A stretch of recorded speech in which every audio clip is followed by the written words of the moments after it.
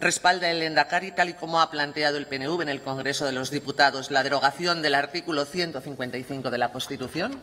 Entiendo que es capaz de discernir un planteamiento de un grupo parlamentario en el Congreso de la hoja de ruta y el programa de este Gobierno.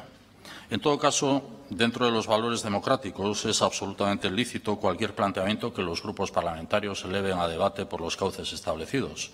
Por lo tanto, sí comparto esta iniciativa, tal y como he manifestado en diversas ocasiones, también en este foro parlamentario. Señor Urkullu, el artículo 155 de la Constitución es un garante de nuestro ordenamiento jurídico y una herramienta irrenunciable para el mantenimiento del orden constitucional. Un instrumento imprescindible para la protección de la unidad, la soberanía nacional y la integridad territorial de España como nación. Un instrumento que, realizando un ejercicio de derecho comparado, existe en numerosos países con el objetivo de proteger sus sistemas democráticos. El artículo 37 de la Constitución alemana, el 100 de la austríaca, el artículo 120 de la Constitución italiana o el 234 de Portugal son solo algunos ejemplos de la protección constitucional frente a una posible deriva secesionista que pueda atentar contra los intereses generales de la nación. En España es una herramienta fundamental a tenor de lo ocurrido en el año 2017 en Cataluña.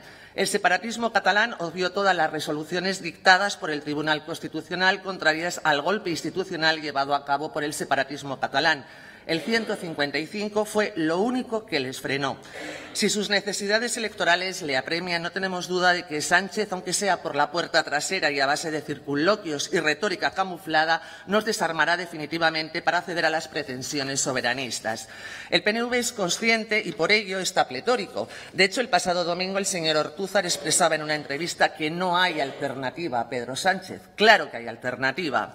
Señor Urkullu, el artículo 155 solo molesta a quienes no tienen buenas intenciones, como la policía. Solo incomoda a quienes tienen la intención de vulnerar la legalidad vigente. Ustedes apuestan por derogar el artículo 155 porque su objetivo es desarmar y desproteger la democracia española frente a sus anhelos de independencia. Junto con la derogación del artículo 155 y la inclusión de la enmienda que incluye la ficción jurídica del derecho a decidir pactado, persiguen algo tan simple como el vaciado de la soberanía nacional. Asistimos a un proceso donde además se pretende usurpar la capacidad de decisión de nuestro futuro, del futuro de nuestro país, al conjunto de los españoles, algo que por ley también les debe de corresponder. Estamos, pues, inmersos en la defunción de los consensos constitucionales y en la quiebra de nuestra Constitución, una Constitución que, les recuerdo, también fue aprobada por la amplia mayoría de los vascos, no lo olviden. El señor Ortúzar, en esos arranques de prepotencia y arrogancia que le caracterizan, expresó durante una entrevista que Vox es lo peor.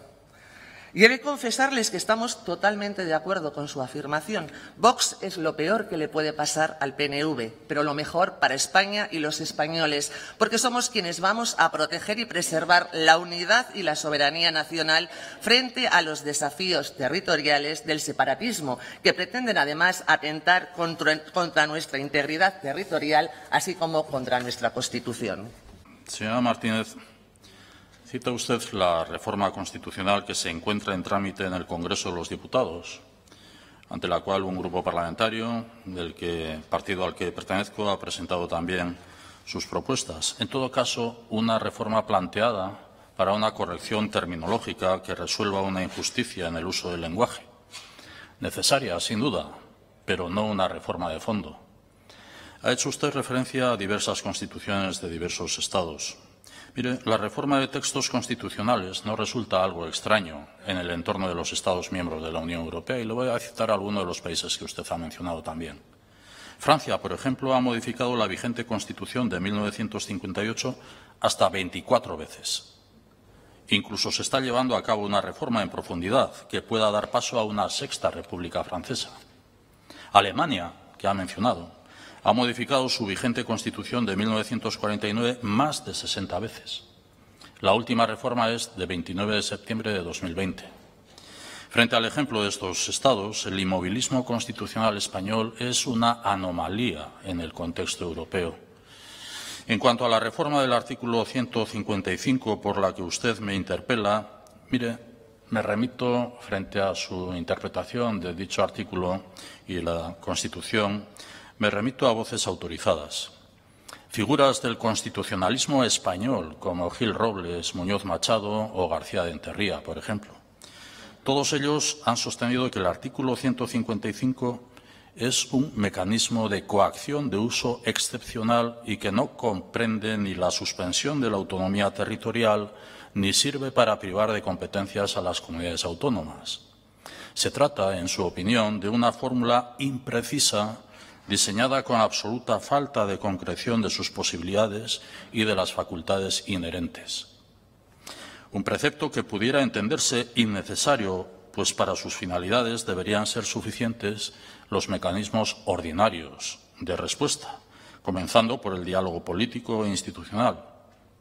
Desde ese punto de vista, considero conveniente plantear, debatir y acordar propuestas de reforma que puedan contribuir a superar este mecanismo de coacción excepcional e innecesario. Considero, además, conveniente avanzar en la necesaria reforma del modelo de Estado, planteamiento que he reiterado en esta misma Cámara. Como usted bien sabe, el autogobierno vasco es singular y establece una relación bilateral con el Estado, fundamentada siempre en el diálogo y en el pacto. Ese es mi planteamiento, señora Martínez, y como supondrá, en mi manera de entender la política, ni ha cabido ni cabrá nunca la imposición de nada, de nadie. Ojalá algún día también usted pueda recorrer ese camino. Estoy convencido de que redundará en beneficio del bien común.